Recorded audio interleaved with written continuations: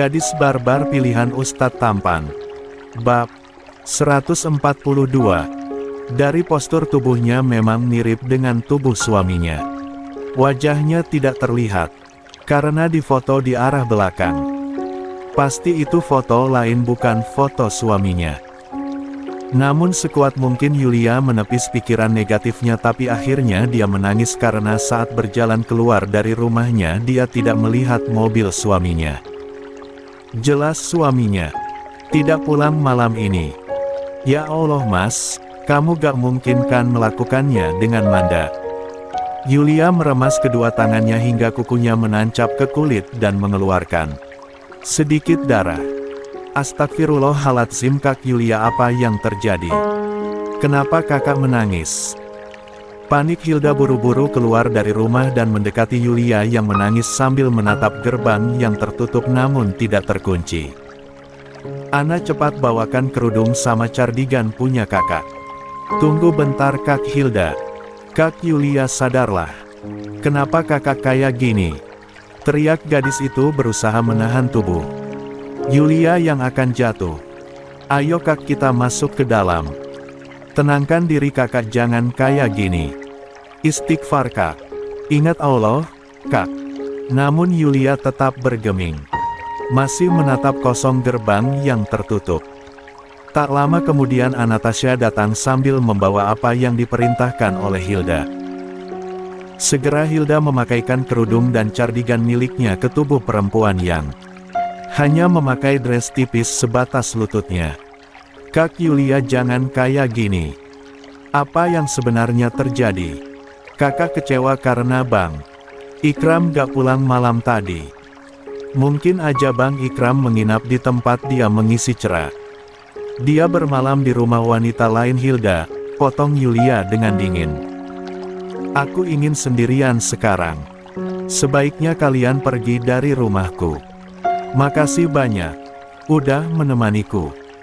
Bang Ikram gak mungkin kayak gini. Yulia masuk ke rumahnya dan tak lupa dia mengunci pintunya. Suara ketukan pintu dari Hilda dan Ana, Yulia abaikan dan kini dia kembali ke kamarnya. Mengambil ponselnya yang layarnya telah retak seperti hatinya. Nggak, aku percaya pada suamiku.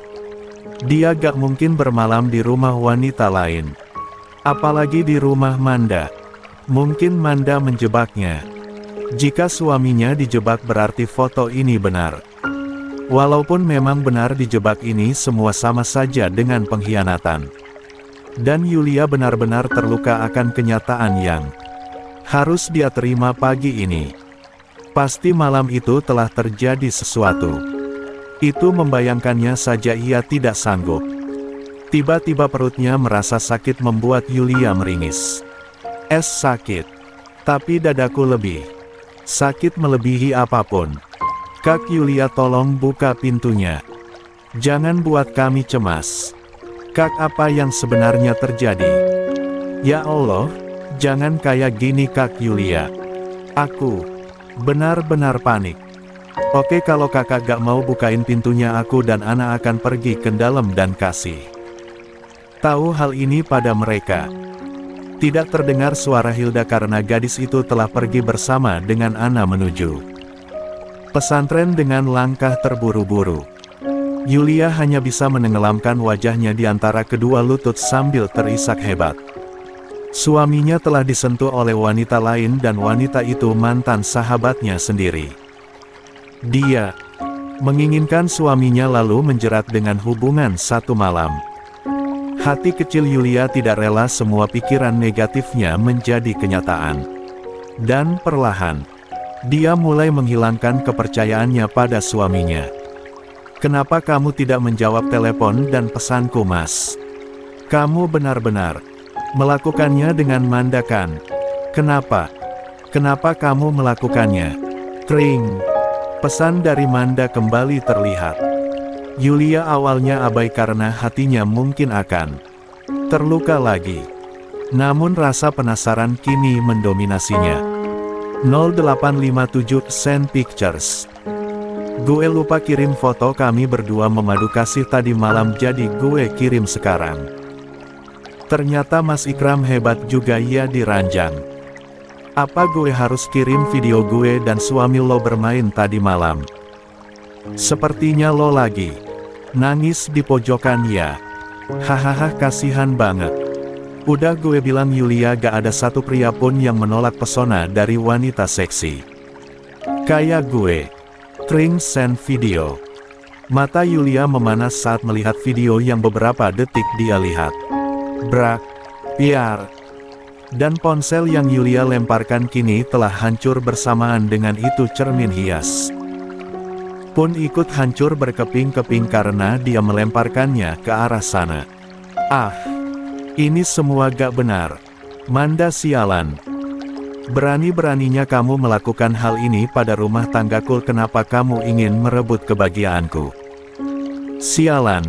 Kamu tidak ada hak merebut apa yang telah aku miliki. Yulia semakin histeris menangis, meremas kuat kepalanya dan kini kerudung yang dililitkan oleh Hilda terlepas. Beberapa helaian rambut terlepas karena dia mulai menjenggotnya sebagai pelampiasan. Tin. Suara klakson mobil terdengar membuat Yulia menghapus air matanya kasar. Dia berlari dengan cepat, tidak peduli kakinya terkena potongan kaca di lantai saat melewati pintu kamar. Membuka pintu rumah terlihat sosok pria yang kini pakaiannya telah berganti. Yang kemarin memakai jubah putih kini hanya kemeja hitam dan celana senada. Mobil hitam itu berhenti tepat di depannya, berdiri sekarang dengan kedua tangan terkepal kuat dengan dada bergemuruh hebat. Keluar sosok gagah suaminya yang terlihat wajahnya menatapnya penuh sesal. Zaujati, maaf telat pulang karena tadi malam Mas. Plak. Dan tamparan yang tidak pernah sekalipun Yulia berikan akhirnya dia layangkan pada pria yang memberikannya cinta tapi kini merusak cintanya. Sayang, apa yang aku memang perempuan hina karena masa lalu kelamku Mas. Tapi kamu lebih hina karena telah berzina dengan perempuan lain. Bahkan hewan pun lebih suci daripada pria seperti kamu. Deh. Kata-kata yang menusuk dari Yulia perlahan menjalar ke hati Ikram yang kini membuatnya sesak, sambil dia mengabaikan pipinya yang panas akan tamparan dari istrinya. Sayang, apa yang kamu katakan? Ikram bertanya dengan suara rendah. Yulia tentu saja tertawa sinis. Dia memandang rendah pria di hadapannya ini yang kini menatapnya dengan wajah memerah padam. Kamu tidak tuli kan Mas? Menjijikan. Kenapa kamu gampang dibodohi dan sekarang tubuh kamu penuh dengan dosa? Pria hina. Aku bahkan jijik padamu Mas. Menjijikan. Bayangan video yang diberikan Manda padanya terekam jelas di pikirannya. Bagaimana sosok suaminya dengan tubuh telanjang berada di atas tubuh Manda. Menjijikan. Yulia ingin menghilangkan bayangan ini. Minta maaf pada Mas sekarang Yulia. Kamu sudah di luar batas. Di luar batas. Hahaha, Mas yang udah di luar batas. Berzina dengan Manda tanpa rasa bersalah. Sekalian aja nikahi dia, terus ceraikan aku Mas. Anak yang aku kandung aku urus sendiri. Aku tidak sudi hidup berdua dengan pria penghia. Yulia Auretanazera. Akhirnya bentakan dari Ikram keluar. Serendah itukah Mas di matamu Yulia? Perempuan itu meringis kesakitan saat pundaknya diremas kuat oleh suaminya. Dia sekarang ketakutan apalagi melihat tatapan penuh amarah dari suaminya. Perbuatan kamu telah di luar batas Yulia. Menamparkan suamimu sendiri, bahkan merendahkan harga diri Mas. Sakit. Ringisnya. Ikram, stop, apa yang kamu lakukan? Teriak Umi Husna begitu histeris, disusul teriakan lainnya dari Hilda, Ana yang membawa Umi untuk datang ke rumah ini. Petani. Minum dulu sayang, pinta wanita parubaya yang memakai himar hitam itu. Mengelus punggung menantunya yang terus saja menangis. Semuanya akan baik-baik saja sayang. Jangan takut. Ceritakan apa yang membuat Ikram semarah itu padamu. Tidak ada jawaban, hanya ada isakan yang keluar dari mulut Yulia yang kini mengelus. Perutnya dengan tubuh yang masih bergetar.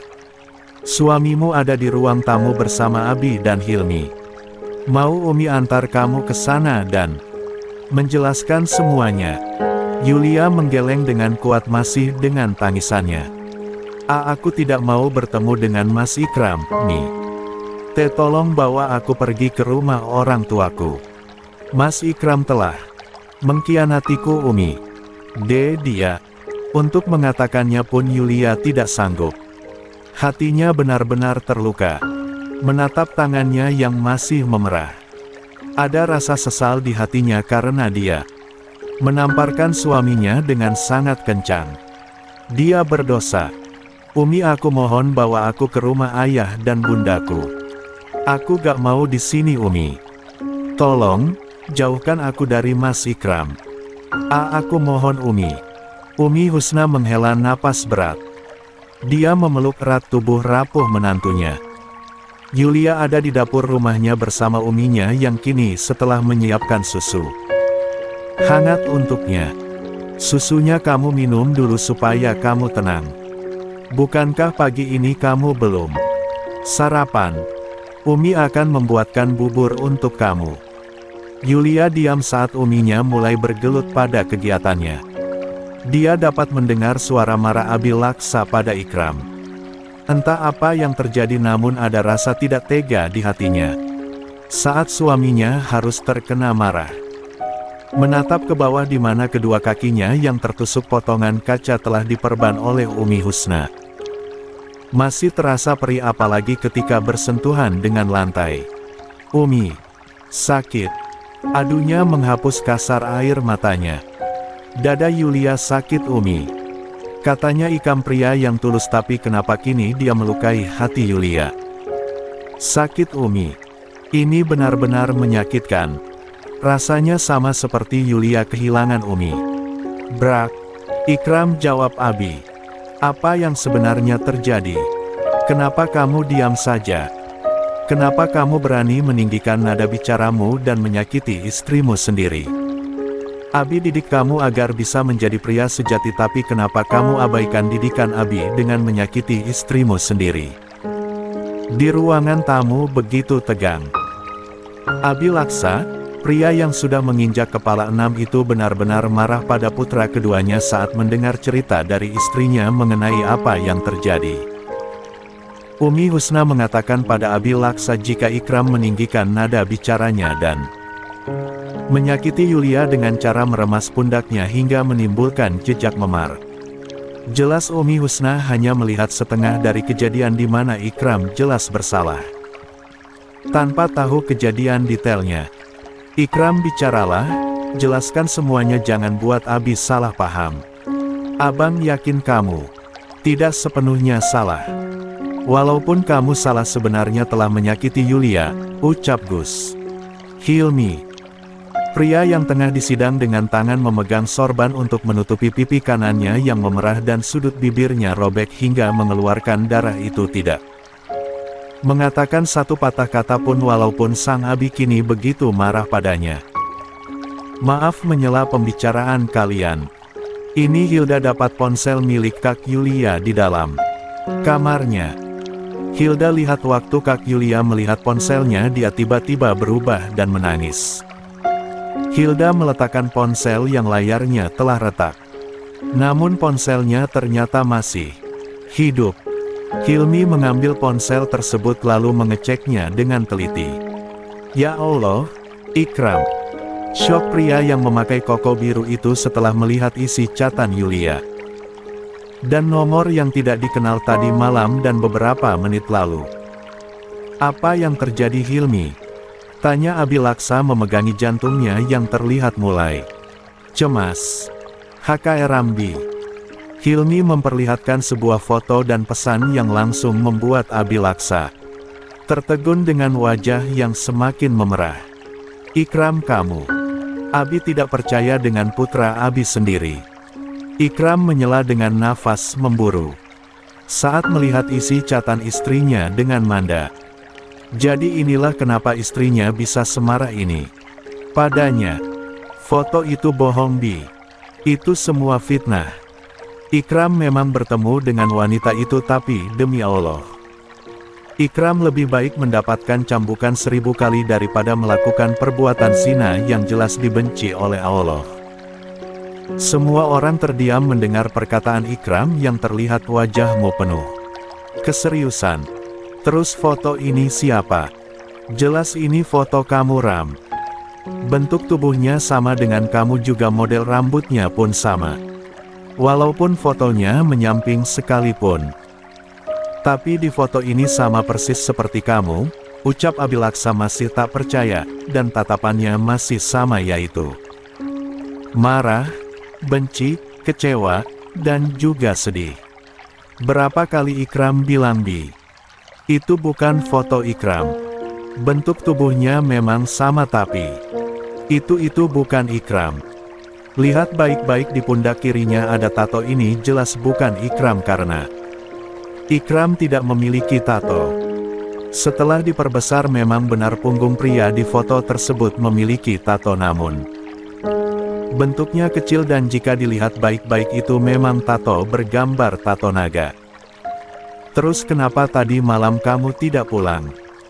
Bahkan tidak memberikan kabar istri dan keluargamu. Ikram menghela nafas panjang lalu menceritakan semuanya. Terkek. Flashback. Tunggu apa lagi Mas Ikram? B. Bantu aku keluar. Mas mau bayi dalam kandungku. Keguguran karena Mas tidak mau mengantarkan aku. Ikram menatap sekitar sampai akhirnya dia berlari beberapa meter. Menunggu Ustadz Ikram pergi entah kemana, Manda buru-buru mengambil tas yang berisikan make up di kursi mobil sampingnya. Mas Ikram pastinya akan membantuku. Aku tahu dia tidak akan tega meninggalkan aku yang kesakitan. Aku harus tampil cantik malam ini agar dia terpesona padaku. Memakai lipstik yang membuat bibirnya semakin merah merona dan riasan lainnya. Hingga wajahnya itu penuh dengan make up. Lo benar-benar cantik Manda. Puji dirinya sendiri. Kemudian dia menarik dressnya yang sebatas paha tinggi-tinggi hingga kini pahanya benar-benar terekspor semua. Bagian dadanya itu dia turunkan sedikit hingga bra merahnya. Dan sesuatu di dalamnya semakin jelas terlihat. Lihatlah dirinya begitu cantik, tidak akan ada pria yang bisa menolaknya. Kita lihat saja Mas Ikram, malam ini kamu akan menjadi milikku. Kamu tinggal membawaku ke rumahku. Dan aku akan buat kamu pingsan, setelah itu aku akan paksa kamu minum obat perangsang. Dan kita menikmati malam panas yang hebat berdua. Cek kenapa lama? Aku sungguh tidak sabar Mas Ikram masuk ke dalam rencanaku ini. Tubuhnya sudah memanas. Ia telah terangsang pada Ikram walaupun hanya melihat setengah wajahnya karena dia selalu merundukkan pandangan ke bawah. Taksil, teriak Ikram melambaikan tangan setelah melihat taksi yang dia cari akhirnya datang. Pak, di dalam mobil merah yang ada di depan ada seorang wanita hamil. Tolong bawa dia ke rumah sakit karena dia kesakitan sekarang ini. Ya Allah, kalau gitu siap atuh Pak Ustadz, ucap pria tua dengan rambut yang sudah memutih, namun di jam seperti ini dia masih mencari penumpang. Ini uangnya Pak. Makasih banyak sebelumnya. Setelah masalahnya dapat Ikram selesaikan, dia kini masuk ke dalam mobil lalu melajukan mobilnya untuk pergi. Mas Ubi, kenapa lama sekali Hicks? Ini benar-benar sakit. Rintih Manda kembali berakting saat mendengar suara langkah kaki yang mendekat. Bahkan dia semakin menaikkan dressnya hingga kini semuanya terekspor. Mbak, ayo biar bapak yang antar mbak ke rumah sakit terdekat, ucap pria tua itu. Membuat Manda yang melihatnya berteriak seketika. Kemana Mas Ikram? Kenapa lo yang datang? Oh, mas-mas tampan berjubah putih tadi. Dia sudah pergi duluan terus menyuruh saya untuk mengantarkan Mbak ke rumah sakit. Ayo saya bantu Mbak. Pria tua itu ramah, tatapannya melirik mesum karena ibu hamil di mobil ini ternyata begitu seksi. Bahkan, sesuatu yang seharusnya tidak boleh terlihat pun jelas terlihat olehnya. Menjauh sialan.